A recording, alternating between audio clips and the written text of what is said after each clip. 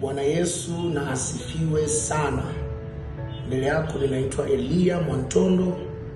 Mimi ni makamu mratibu wa PCF, yani Pastors Children Fellowship ya kanisa la Tanzania Assemblies of God. Kama tunavyofahamu ya kwamba kanisa la Tanzania Assemblies of God tumepatwa na msiba wa kuondokewa na aliyekuwa askofu wa kwanza mzawa wa kanisa letu zuri la Tanzania Assemblies of God. Ninamzungumzia hayati Emmanuel Lazaro.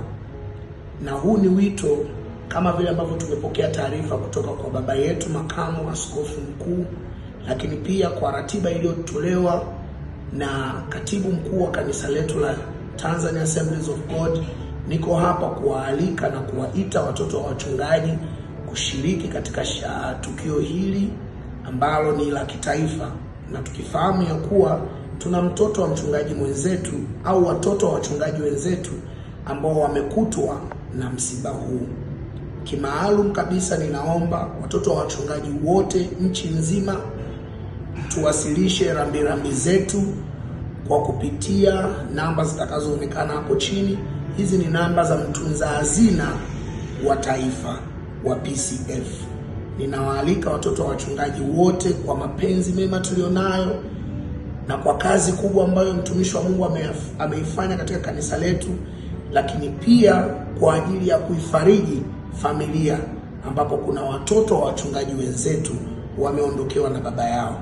Tafadhali zingatia ya kwamba namba zitapita hapo chini na ni namba za mtunza hazina wetu Happiness.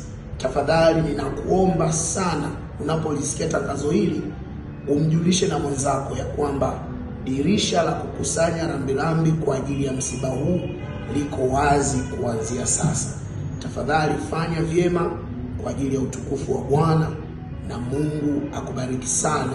PCF, chochea moto wa madhabahu usizimike. Miaka 13 ya moto wa uamsho. Emmanuel Linda, vita umepiga, Mungu umemaliza baba, hakika umeacha alama. Tuonane bandalini kule.